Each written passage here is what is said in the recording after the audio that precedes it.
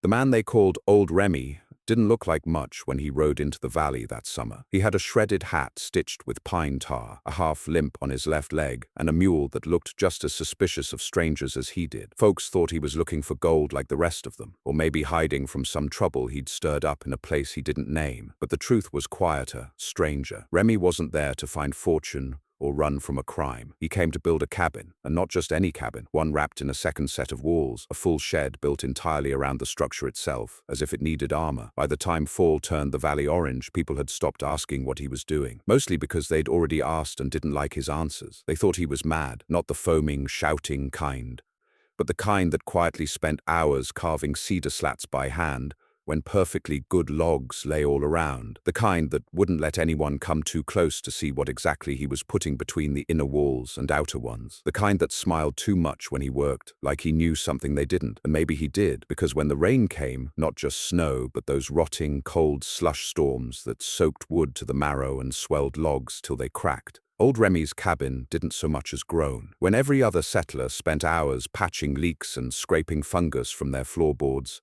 Remy sat dry, warm and quiet, his chimney puffing gently through the hole he'd cut clean through the double roof. But no one saw that yet, not in the beginning. Back in June, when the valley was still dry and full of biting flies, Remy's arrival was nothing more than a moment of curiosity for the town of Bell Glen. Just 32 structures dotted the edge of the pines, mostly log homes, some frame cabins, a sawmill that moaned every morning, and a trading post that stank of salted pork and spoiled molasses. The people there were hardened by wind and wary of newcomers, but they still watched. From under porches, behind curtains, over fence posts, watching a man with old eyes and quiet hands hammer poles into the dirt just 5 feet outside where his cabin walls would stand. A shed around a house, muttered Carl Dudley, who'd built his home with his brothers in a week and had already lost half his shingles in the last freeze. Might as well dig a moat too. They all laughed. That was the first week. By the second, when Remy had set the posts and begun layering cedar slats with pitch in between, the laughter turned to mockery. Kids would sneak by and toss stones, shouting things like, "How many roofs you need, mister?" and "Building a barn for your outhouse too?" But Remy never flinched. He'd pause, lean on his tool like a walking stick, and look out at the trees with a calm that felt older than the mountains. Then he'd go back to working, slow, precise, steady, like he was answering someone none of them could hear. He did talk sometimes, mostly to the storekeep, Miss Aura, a widow who ran the trading post with her teenage son and liked to pretend she wasn't watching every nail Remy set. One afternoon, when he came in for more pitch and some boiled linseed oil, she finally asked, "You sealing it tight?" He nodded. "As tight as God's fist." She looked at him a long moment. "Why, you expecting something?" Remy scratched at his beard, then looked out the warped window toward the hills. "Just remembering things. Some places rot from the inside out, some from the rain. Thought I'd keep mine dry. Folks'll talk. They already do." She smiled in spite of herself. "And if it don't rain this year, it always does." It wasn't just the extra shed that confused folks. It was the layers between the outer shed and the inner cabin. Remy filled the space with clay, straw, even rock wool. A fibrous mess, he spun himself from local grasses and cattail fuzz. He carved vents under the eaves and ran copper pipes into strange places. He dug trenches that led nowhere anyone could tell, and all of it was done with care that looked almost sacred. "What's he building?" said young Henry Lane, watching through binoculars from the ridge. "A church or a coffin?" But by October they stopped caring. The hills went gold, then brown, then grey. Men had fences to repair, children caught fevers, and the first frost broke half the pumpkins in town. Remy's madness faded into background noise, another eccentric in a land that had already forgotten too many names, until the rain started. The first storm wasn't bad, a cold drenching that swept through in a night and soaked every window frame that hadn't been corked tight. The Dudleys lost half a cord of firewood. 2 cabins got mold creeping along the rafters. One man's roof sagged in like a wet pie crust. But Remy, his chimney smoked in the morning light. His cabin steamed gently at the seams like it was breathing. The second storm came 5 days later, harder. The kind of winter rain that stuck around, 3 straight days of drizzle, slush, and sudden hail. It knocked down the mill flue and froze the lock on the post office door. Some cabins took on water under the floorboards. A few had their outer logs swell so wide the inner beams cracked. The widow Pratchett woke up to find mushrooms blooming near her hearth. It was then someone noticed. "Remy's place," said old Sam Toller, peering out from his dripping barn, "ain't got a single drip." They went up in 2s and 3s, under slick coats and wide hats, just to see. The outer shed walls gleamed with fresh oil. The runoff pooled perfectly around the trenching, channeled into shallow basins, and carried off by some gravel spillway. No moss, no fungus, no rot. And then the whispers began to change. Some muttered about secrets, others said it was witchery. Aura defended him, but few listened. After all, why would a man build 2 houses in one, unless he knew something the rest didn't? The third storm blew in harder still. Wind lashed sideways, snow one day, sleet the next, and a rain that refused to freeze but wouldn't dry either. Logs buckled, nails tore loose, roofs sagged and wept like grieving women. But Remy's cabin, no, his fortress, stood firm. And it was then someone tried to break in. They waited till night. A man named Silas Grigg, half drunk and furious that his own cellar had flooded. He crept through the fog with a pry bar and bad intentions, but he didn't get far. The outer shed wall had been reinforced, not just slats, but a hidden frame of iron rebar and compacted stone dust. When he tried to wrench a board loose, it didn't give. When he pulled harder, something snapped, not the wall, but his own shoulder. They found him the next day in the mud, whimpering like a pup. Remy didn't even press charges. "I built it to keep things out," he said when the sheriff asked. Didn't say what kind. By December, the talk stopped being mockery. It turned into envy. The rains kept coming, long after the snow should have set in. The wood piles in Bell Glen turned black with mildew. Chickens fell ill. Children coughed. Logs bloated and twisted till whole cabins leaned at strange angles. Tools rusted on their pegs. And through it all, Remy stayed dry. His firewood crackled. His roof whispered rain off like a song. His food never spoiled. His boots stayed warm. And then the creek burst its bank. When the creek finally gave, it didn't roar. It whispered. That was the strangest thing. Folks in Bell Glen expected the stormwater to groan like thunder, to split open the banks in a dramatic swell and sweep through like a beast. But that's not how it came. It seeped, it leaked, one low trickle at a time, sliding between reeds and up through roots until it was under their feet and inside their cabins. It was as if the water had been waiting for them to sleep. It hit the lower part of town first. The Dudleys' cabin sat in a shallow dip near the Black Walnut Grove. Good land in spring, but a curse in winter. Their floorboards went soft overnight, and by morning, the bottom step of their porch was floating loose like a barge in a swamp. Carl Dudley, stubborn as always, tried to blame the nails, said someone must have used the wrong size. But by sundown, he had a raft made of tied firewood and his wife sobbing while trying to save the flour barrel. 2 cabins uphill didn't fare better. The Morgans woke to find their back room dipped nearly 6 inches, and the bedding in the children's room soaked halfway up the straw mattress. The widow Pratchett's floor gave way entirely, not in a loud crash, but a slow, sodden bend that dropped her iron stove and split the joists beneath like overcooked beans. And all through it, Remy's cabin stood like a bell tower on dry stone. The water reached up toward his outer trench, circled around the rock and clay gutters he'd laid months earlier, and slithered away down the spilled channels like it was obeying an old agreement. His foundation, padded with stone rubble and sealed in pitch-soaked fabric, stayed dry beneath.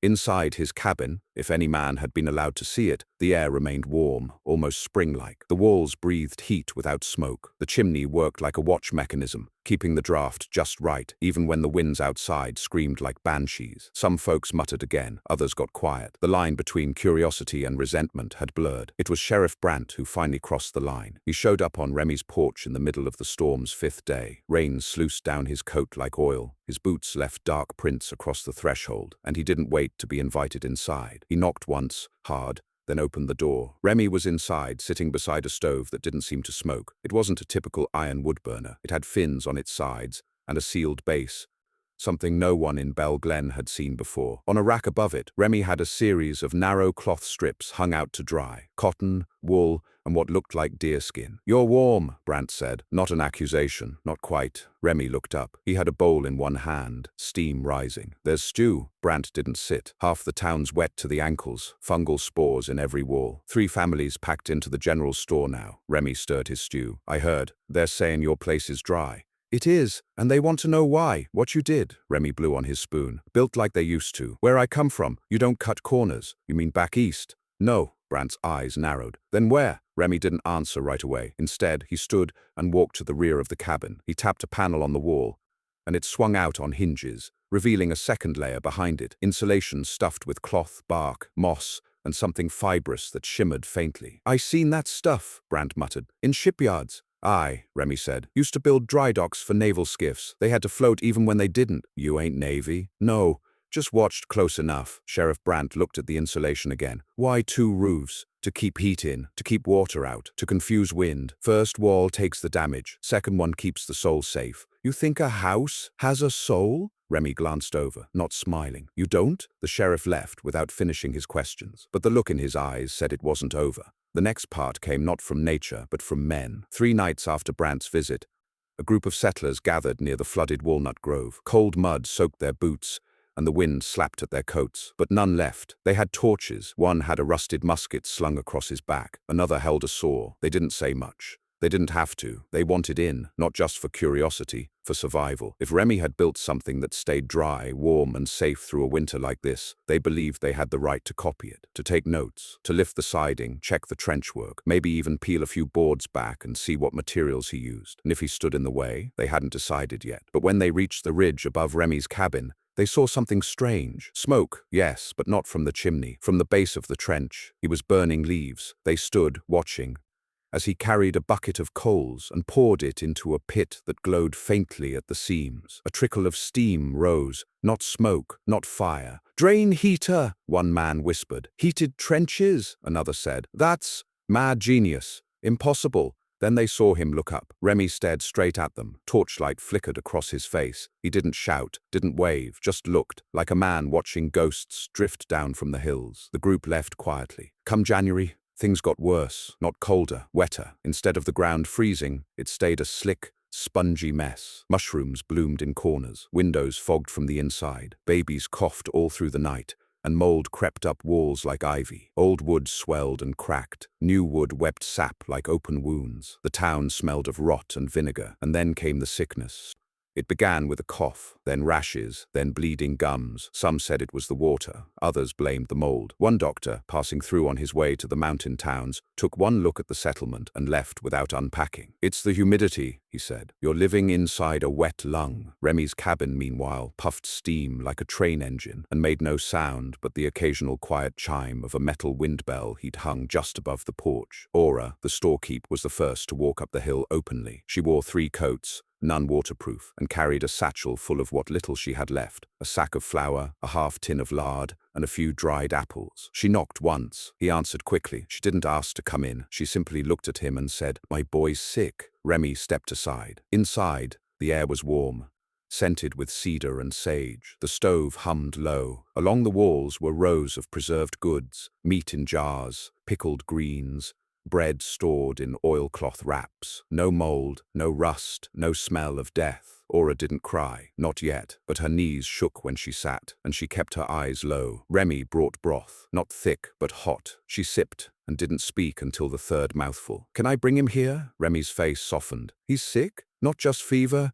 He's turning blue in the nails." Remy paused, then nodded. "Bring him tonight." Quietly, she left before sundown and returned after. A boy of 15, half delirious, draped over her shoulders like a sack of wet flour. Remy helped carry him in, laid him near the stove, wrapped him in dry hides. By dawn, the boy's breathing had steadied. That was the first. By week's end, there were 5 more. A child with rashes so raw she couldn't open her eyes. A carpenter with black mold in his fingernails. An elder whose lungs wheezed like a squeezed bellows. All came up the hill. All were let in. And Remy's cabin didn't complain. He added beds, pulled cots from a hidden closet, hung drying racks over the stove, boiled herbs no one could name. And through it all, the place stayed dry, warm, intact. Then someone tried again, not to break in, but to burn it. 2 men, 1 torch each. They approached from the blind side of the ridge, behind the copse of scrub pine. It was nearly midnight. The town was asleep, or sick, or grieving. They crept to the outer shed wall, lit the torches. One raised his arm and stopped, because the wall wasn't wood. Not there, not on the lower side. It was stone, masoned, camouflaged to look like cedar, but hard as iron beneath. Then came the voice. "I buried that wall." Remy stood 10 feet away. They turned, startled. One dropped his torch. Remy didn't move, didn't raise a weapon. "Why?" he asked. The man stammered. "You got dry heat. We got kids sick. You didn't—" "I let them in, not us." Remy nodded once. Because you come with fire. No more words. They left in silence. What no one knew, what no one could guess, was that Remy had been here before. Not this valley, but this kind of winter. A place up north. A mining town that rotted from the inside, just like Bell Glen was doing now, where the snow melted into basements and the mold crawled up like a curse. Remy had lost a son there. No one knew that part. Not yet, but the walls of his cabin remembered, and he would not let it happen again. The snow came late that year, if one could even call it that. It didn't fall clean or bright. It arrived in clumps, sodden, brown-tinged, broken by sleet, and melted as fast as it touched ground. It wasn't the kind of snow that lifted spirits or brought calm. It was the kind that drowned roads, soaked firewood, and pushed rot deeper into the bones of everything it touched. By now, half of Bell Glen's cabins had failed. The rest were fighting back with mud-daubed repairs and slapped-together shingles. No one built that way on purpose. They were doing what they could with what they had left. The Dudleys had pitched their tent inside their ruined living room, hoping to stay dry inside dry. Others moved their beds up onto tables or suspended hammocks from rafters, anything to keep from sleeping in the rot. The sick who couldn't be moved stayed with kin or were watched in shifts, but those who could be carried, those with children too weak to cough, or elders one step from choking on their breath, they went up the hill. To Remy, there were 9 living inside his cabin now, and it still wasn't full. He never said no, not once. When they knocked, he opened. Sometimes he didn't even ask names, just stepped aside and pointed to an empty cot. And still, the warmth never faded. Still, the air stayed dry. Still, the stove kept burning. But it was more than just the stove. Aura figured it out first. One morning, while spooning broth to her boy, she noticed how the walls didn't just block the cold. They reflected heat, not like stone, not like wood, more like clay over metal. She pressed her palm to one panel and felt it vibrate subtly, as if there was a draft moving behind it. She waited until Remy was alone by the hearth and asked, "You got channels in the wall?" He looked up. "You hear them?" "Felt it, like a heartbeat." Remy nodded. "Venting shafts, from the stove to the walls, circulates heat. That's what the pipes are for?" He nodded again. "Brings warm air where the cold tries to settle. Corners, cracks, keeps things breathing. A house should never go still. That's when mold wins." "And you built it all yourself?" His face twitched at that, almost a smile. "Started it." She waited, then tried again. "Why here?" Remy stirred the fire with a rod that looked more like a chisel than a poker. "Because it's low?" "Low," he nodded. "This valley, it's a bowl. Water rolls down, cold rolls in, mold climbs up. If I could build a house that lived through a winter here, it could live anywhere." "Why though?" she pressed. "You came all this way, cut trees by hand, hauled stone, spun grass into insulation. This wasn't a gamble, it was a plan." "Why?" Remy didn't answer at first. Then he said, "Because no one listened the last time," and walked out into the rain. That same afternoon, another family arrived, the Wexlers, 3 daughters, a wife with a swollen foot, and an infant whose crying had gone hoarse. Their cabin had caved in the night before, not from flood, but from rot in the ridge beam that no one noticed until it cracked like a pistol shot. They barely escaped with what they carried. Remy let them in. He didn't blink at the baby's shrieks, just made room, pulled out another cot, and added another log to the fire. He didn't speak much anymore. He didn't have to. Everyone inside the cabin had adopted a rhythm, not quiet exactly, but purposeful. One stirred broth, one wiped down boots before entry. Children kept a small area by the wall where they etched stories with charcoal, then wiped it clean. No shouting, no complaints, only the soft sound of breath and the hiss of steam pipes. By mid-January, 15 people lived in Remy's cabin, and no one was sick. That was the part no one in town could quite believe. While Bell Glen sank further into damp chaos, with people coughing blood, walls collapsing, and tempers running like blades, the hill cabin became myth. They called it the dry house. "Have you seen the dry house? Do you know what he's using in the walls? Does he have some kind of generator? Are they even alive up there?" No one had been inside recently, but Aura. Those who stayed quiet, not because Remy asked them to, but because the silence itself felt like a pact. Whatever he'd built, it worked. And part of that, they knew in their bones, came from protecting it. But not everyone respected that. One morning they heard shouting, not from inside, from the slope below. Sheriff Brandt again, and behind him, a man in a long coat with city boots caked in mud and a brass telescope strapped to his chest. "You're running an illegal boarding house," Brandt called out. Remy didn't answer. The city man stepped forward, slipping once in the slush. "Sir, I represent the Territorial Surveyors Commission. We've received complaints. You're sheltering citizens during a declared flood event. You need to open your doors for inspection." Still, Remy didn't answer. "We can come back with writs," the man added. almost apologetically. "You may be in violation of structural codes." That made someone inside the cabin laugh. Just once, because there were no codes out here. Finally, Remy stepped outside. He didn't shout, just walked past the two men and bent down into the trench that circled his cabin. He pressed a pipe loose and let a rush of warm water spill out into a stone basin. Steam rose. Then he looked back. "You want to see inside?" The city man hesitated. "Yes." "Then take your boots off," Brandt scoffed. "This is ridiculous." But the other man obeyed. He stepped inside the outer shed, past the oiled cedar slats, and stood blinking in the warm air. The insulation shimmered. Light filtered in from small, deliberate slits in the upper wall. A chime hummed softly from a vent above. He stepped into the cabin proper and gasped. Because what he saw wasn't a rustic hut. It was a living mechanism, a breathing structure, ducts hidden beneath carved panels, heat channels that looped and fed warmth along the spine of the floor, herbs dried in nets above, a central stove that whispered rather than roared, and people, calm, clean, seated with blankets and books. The baby slept. He stepped back out, stunned. This isn't possible," he muttered. "How'd you get the materials? The design?" "I remembered," Remy said, "and I built it slow." The city man looked like he might faint. This should be documented, replicated. It could change how we—" "No," Remy cut him off. "It's not for sale, not for plans. It's not a patent, it's shelter." The man looked wounded. "But think of what we could do, in mining towns, in flooded basins. Refugee camps? They'd rush it," Remy said. "Make it cheap, use bad wood, skip the trenching, ignore the venting, sell it like salvation, and let people rot when it fails." He leaned close. "You want to help people? Teach them to build slow, build layered, build like they're burying something sacred." The city man left without another word. Sheriff Brandt lingered, looked at Remy long and hard, then said, "You keep them safe, but you keep them quiet." "I keep the rain out," Remy answered. "What they say inside, that's their own." Brandt walked back down. He didn't return again. The thaw came late in February. When it did, it came fast, not as a gradual melt, but a sudden collapse. The hills shed their white coats like dead skin, and the creek burst again, not in slow leaks, but in full flood. Bell Glen didn't stand a chance.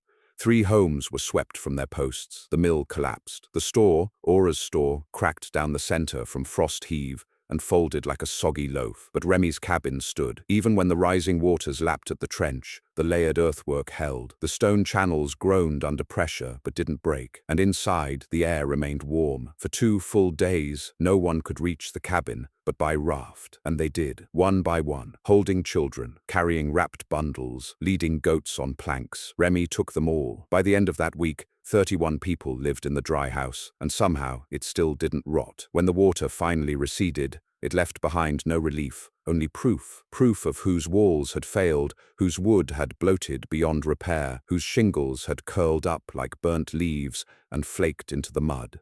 The valley floor looked less like a settlement and more like the remains of a battlefield. Logs blackened with mildew, chimneys toppled, doors sagging half open to reveal interiors where moss grew up the bed legs and window frames shimmered with green fuzz. And then there was the hill. From the creek's edge, the townspeople could see it clearly now. The path up to Remy's cabin, worn from so many feet. His trench still glinted with runoff, clean as a vein cut through stone. The chimney puffed in even rhythm, and beneath the oiled planks of the outer shed, not a single board showed signs of mold. By March, no one laughed anymore. They stopped calling it the dry house. They called it what it had become, the hill home, the place that hadn't cracked, the place where children hadn't coughed up blood. The place where the floorboards never moaned or wept or burst from swelling. But the peace didn't hold. Too many people, too much loss, and not enough of anything else. On the first truly dry day since before the rains, a man named Elias Grieve returned to town from a week-long hunt through the pine barrens. He'd found only 2 squirrels, half a haunch of mold-bitten venison, and a dozen turkey eggs, 4 of which cracked on the journey back. His cabin had collapsed in the flood. His 2 boys were sleeping in a lean-to near the ruins of the sawmill. He'd lost a toe to frostbite. He didn't go up the hill, not right away. He stood in the center of Bell Glen, eyes hollow, hands shaking, and shouted, "We let one man live like a king while we die in puddles like hogs." A few people hushed him, but others didn't, because the truth was, some did see it that way, not as generosity, but as hoarding. 31 people warm and dry, 40 more still sleeping in tents. It wasn't fair, it wasn't equal, and that old madness, the kind that winters can churn up from otherwise decent folk, began to whisper in the cracks. They gathered that night, not a mob, not yet, just 6 men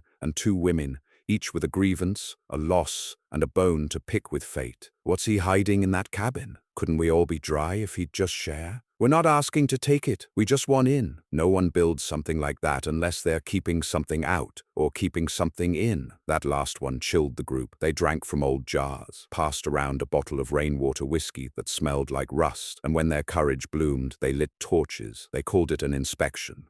Aura heard them first. It was her boy who saw the torches from the loft vent and woke her with a hand over her mouth and a trembling whisper. "Mama, there's fire on the hill." Remy was already at the door by the time she pulled her boots on. He wasn't holding a rifle, just the long steel chisel he used to stir the stove. "They're not coming to talk," he said. "Then what? They want what they think I'm hiding. And if they try to take it, I'll give it to them." She stared at him. "What?" Remy's voice was quiet. "If they want to see what this place is, they can come in. But once they step through the second door, they'll see what it costs." She didn't understand then, not fully, but she saw him tighten the straps on his oilskin coat, saw him pull the vent open above the hearth and slide something metal into the flue. A change in airflow, a soft hum from the walls. He opened the main door just as the group reached the outer shed. Grieve was in front, torch held high. His face was flushed, not just from drink but from the wet fever that had taken so many. "You don't get to keep this to yourself," he barked. "We've earned it. We've buried wives, watched our babies rot in blankets, and you've been up here, like some god, deciding who gets dry." "I've taken in everyone who asked," Remy said. "Not everyone knew to ask," another voice muttered. "You turned this into a castle," a third man spat. "Why would you do that unless you were keeping the rest of us out?" Remy stepped aside. "Come see," he said, and he meant it. The air inside the outer shed was dry, the cedar oiled, the planks humming with stored heat. As they stepped through the second layer, the inner threshold, each torch sputtered, not from wind, from a change in pressure. Inside, the cabin was silent, the heat was even, the air was sweet with sage and pine, and everyone who lived there was standing, not hiding, not cowering, children behind mothers, elders upright, Aura with her boy, standing like a gate herself. The intruders faltered, not because of violence, but because of how still it all was. "How does it work?" Grieve asked, not shouting now, just confused. Remy gestured to the floor. "Channels, layers, you build each piece like a skin. You let the house breathe, and you never let the wet in, ever. You planned this?" Someone whispered. "Yes." Grieve's eyes narrowed. "Why?" Remy didn't answer for a long time. Then he reached up, slid aside a panel near the ceiling, and pulled out a small, faded bundle, wrapped in waxed cloth. He opened it gently and laid it on the table. Inside was a photograph, black and white, faded to brown. A child, no more than 6, standing in front of a log home half sunk in snow. Behind him, smoke poured from a cracked roof. In the corner of the photo, someone's hand was visible, holding the child up, supporting him. Remy tapped the edge of the image. "My boy," he said. No one spoke. "He died that winter, north of here. Town called Patrick Hollow. Whole settlement lost to wet rot and lung fever. They didn't build right. We didn't know how." He looked up. "I came here to build something that wouldn't die." One man set his torch down. Another stepped back toward the outer door. "I'm not keeping anyone out," Remy said. "Omo, I just built it slow. And there isn't room for everyone." Grieve nodded numbly. "Then help us build our own." That night, they didn't riot. They asked questions, and Remy answered. From that day forward, the hill home became more than shelter. It became a school. Remy didn't lecture. He showed. He laid out the bones of the place, how he dug the trench first, filled it with crushed stone and char, laced it with copper pipes, how he wrapped the foundation in oilskin, then layered bark, then packed clay, how he used moss not as filler, but as a living barrier, how he built the stove last, not first, because the heart of a thing should be set after the skin knows how to hold it. He taught them to listen to the house, how creaks could mean dry wood strain or moisture swell, how the wind's tone in the chimney told you what the draft needed. How to smell for fungus before it bloomed. They came in shifts, they took notes, they touched the walls, and the ones who lived there, they helped teach. Children showed how to patch panels, mothers showed how to mix pitch from sap and ash. The elders sat near the stove and explained the order of drying herbs. One woman, Clara, whose cabin had sunk so deep she found fish swimming in her pantry, cried the first time her own hands laid cedar slats in a new dry house. "I thought warmth was gone," she whispered. "I thought we'd all drown in mud." "You nearly did," Remy said, "but not again." By April, 5 new dry houses stood along the slope, smaller, simpler, but built with the same principles. They weren't fast, but they were right, and Bell Glen changed, not all at once, not by miracle, but by memory. They remembered what Remy taught. They remembered the sound of mold in floorboards, the taste of rot in soup, the smell of wet death in cold corners, and they swore never again. The thaw left scars. It always did. The valley was quieter now, not dead, never quite that, but subdued. Where once axes rang and hammers shouted across the ridges, now there was only the low rhythm of rebuilding. Slow, careful, wood chosen with thought, joists raised with more prayer than pride. Bell Glen had shrunk. There was no denying it. A third of the old families had packed what they could and gone west when the first wagon road cleared, seeking drier soil or less bitter memories. The rest stayed, either because they had nowhere else to go or because they finally believed this land could be tamed. If not beaten, then at least bargained with. They stopped calling it Bell Glen in full. It became Dry Glen in passing speech, a joke at first, then a truth, and the center of it all remained the same. Remy's cabin. It still stood alone atop the hill, layered in cedar and oilskin, framed with stone, still humming with the slow breath of its own warmth. But it wasn't a secret anymore. It was the first blueprint, the remembered example. There were now 11 new dry houses in the valley. Some were narrow and plain, long structures with shared hearths built for multiple families. Others were rounder, with inner walls wrapped in hide and moss, imitating Remy's venting style. One man tried building a full second roof, mimicking Remy's shed-on-shed design. It collapsed halfway through construction because he ignored the drainage slope. He tried again, slower, and the second attempt held. What mattered most wasn't replication, it was patience. Remy's kind of building couldn't be rushed. That was the lesson the winter had burned into every board and beam of Bell Glen. Go slow, or you'll rot from the inside out. Remy didn't claim ownership of the movement. He didn't stand in the square and preach. He didn't take money or titles. But he taught. Every Sunday, after morning stew and stove tending, he opened the cabin for what folks called the dry talk. He'd set a chair by the stove, lean back with a cup, and wait for questions. How deep do you dig the trench for runoff? Depends on the slope. You want the frost to miss it, but the roots to drink from it. 4 hands usually, maybe 5. What's the best pitch mixture? Pine sap, ash and fat. More ash in spring, less in winter. How do you keep heat in the corners? Don't let corners exist. Curve 'em. A right angle's just a trap for cold. He answered everything, except questions about his past. People tried, gently. Aura once asked what happened to the town he'd mentioned, Patrick Hollow. Remy only said, the rain came there too. Another man asked if he'd ever thought of returning east, maybe to patent his design. Remy said, you can't patent remembering. No one asked a third time. In early May, something happened no one expected. A letter arrived, not the kind dropped off by courier. It was carried in the pocket of a man with city boots and a federal badge, delivered by hand. He'd ridden in alone, without escort, and asked for Remy by name. Remy met him halfway down the hill. I'm not in trouble, he said before the man could speak. No, sir, the man replied. You're being requested. By who? Army Engineering Corps, Western District. Remy narrowed his eyes. I never served. They know. That's not why they're asking. He handed over the letter. It was thick, embossed, a territorial stamp on the corner. The letter said, Mr. Remy Walsh, we have been informed of your methods in flood and rot-resistant construction. We respectfully request your presence at Fort Weatherby to advise on emergency housing designs for frontier posts. Your techniques have been described as life-saving. We understand you may prefer privacy, but if you're willing to teach, there are places beyond your valley that could use your wisdom. Yours, Colonel Haran Deek, Western Engineering Division, U.S. Army. Remy read it twice, then he handed it back. You can tell him thank you. But everything I know I've already given away. The messenger looked puzzled. But sir, this could be scaled, replicated. It can't, Remy said. Not in full. What I built here isn't just wood and pitch. It's why I built it. The man hesitated. If you won't come, would you at least write it down? Your designs? Blueprints? Remy didn't smile. If they can't learn it from these walls, they won't learn it from paper. And that was the end of it. That summer, the valley dried fast. Not like the years before. This time, the land seemed to understand what the people had done. Slowed down, built deeper, thought harder. The new cabins didn't rot. Their walls stayed firm. Their hearths stayed dry. Chickens nested clean. Children slept without coughs. And every time it rained, people listened to the sound of it on their roofs, not in fear, but in quiet pride. They didn't forget the old winter. They didn't want to. They told the stories of how Remy's cabin took in 31 people, how the floor never sagged, how the stove never failed, how, when the mob came, he opened the door instead of drawing a weapon, how he never called himself a builder, just a man